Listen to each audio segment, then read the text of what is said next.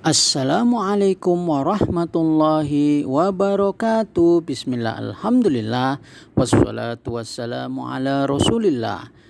Surat Al-Baqarah ayat ke-149.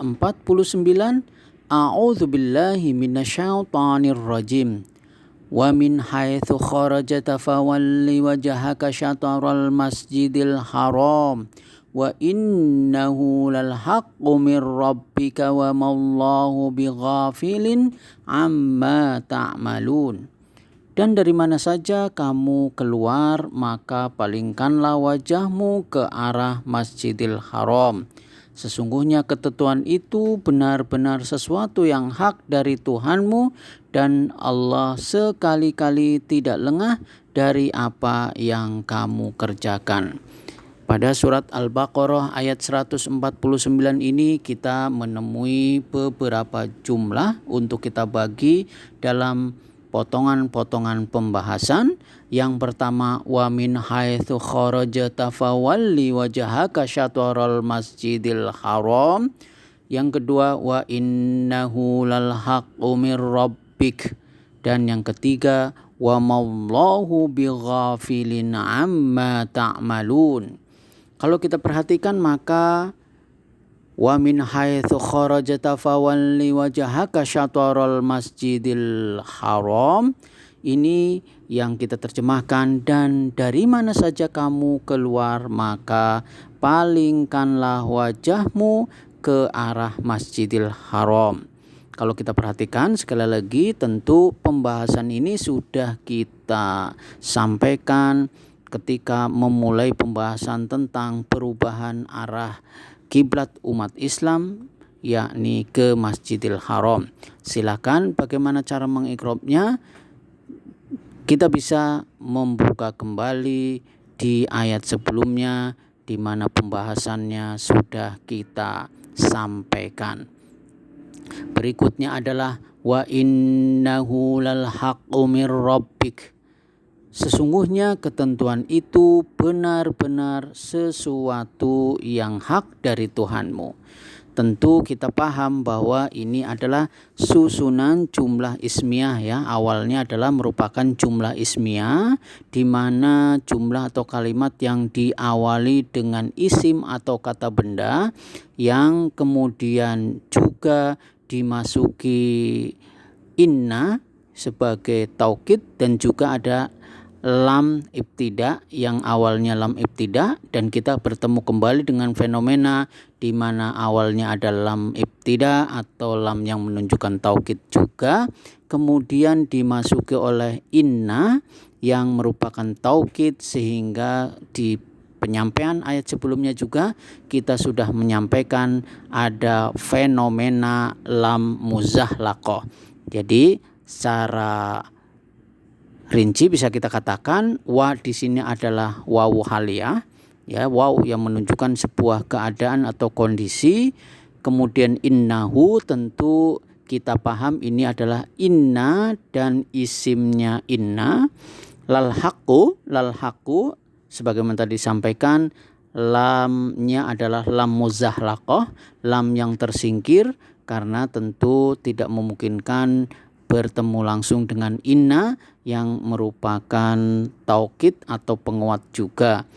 Lal haqqu, al haqqu tentu sebagai khobarnya dari inna ya. Alha sebagai isimnya inna dibaca hu, innahu, dan lal haqqu sebagai khobarnya inna. Tentu khobarnya inna juga masuk dalam marfu'atul asma, sehingga harokat akhirnya adalah dhammah di sana. Sedangkan min rabbika ini merupakan susunan jar majrur, terdiri dari min sebagai huruf jar, rabbi sebagai isim yang majrur karena didahului oleh min, dan al-kaf di sini sebagai mudhofun ilai karena Rabbika Tuhanmu ini merupakan sebuah frase tumpukan kata ya, di mana Robbi Tuhan dan kaf di sini Tuhan kamu.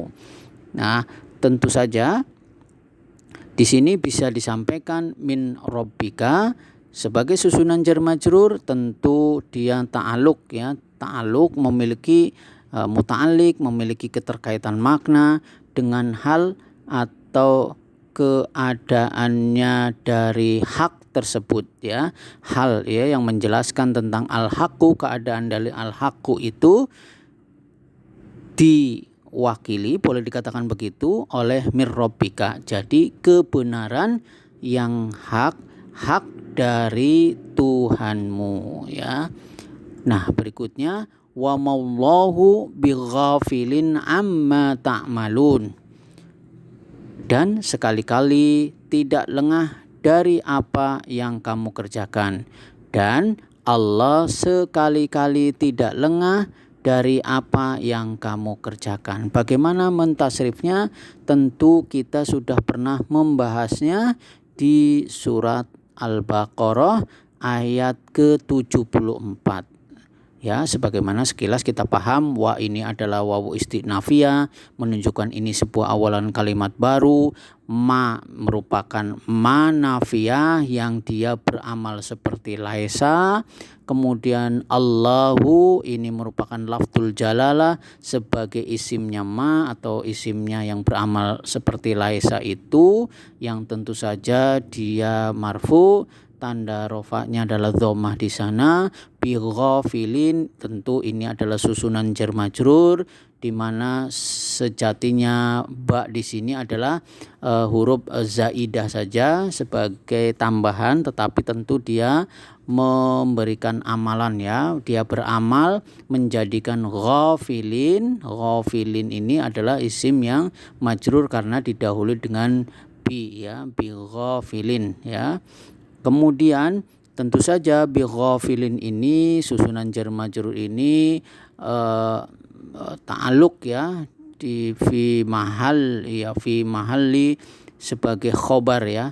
Mahalnya tentu mansub, ya, tanda nasabnya tidak terlihat di situ. Dan bi ghafilin sekali lagi kenapa dia mansub? Karena dia sebagai khobarnya dari ma itu sendiri. Sedangkan amma ini sejatinya tersusun atas an dan ma, ya. Karena an dan ma tentu ini sebenarnya susunan jar majrur.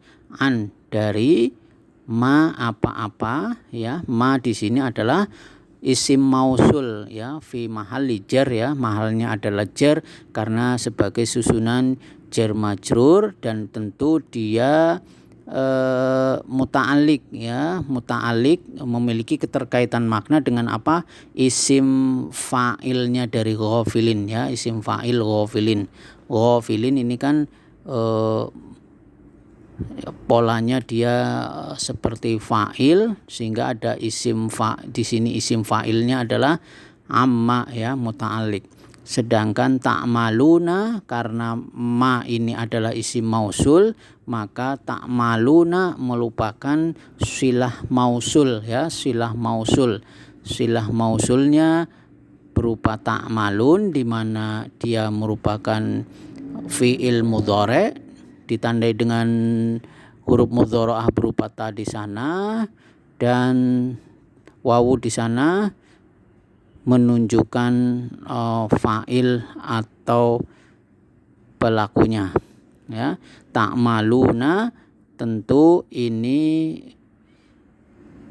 merupakan silah mausul atau anak kalimat dari ma itu sendiri. Nah, sekali lagi bagaimana penjelasan lengkapnya silahkan dilihat di penjelasan i'rab Al-Baqarah ayat 74. Demikian yang bisa saya sampaikan. Semoga Allah meridhoi dan memberikan rahmat kepada kita semuanya. Subhanakallahumma wa bihamdika asyhadu an la ilaha illa anta wastaghfiruka wa atubu ilaik. Wassalamualaikum warahmatullahi wabarakatuh.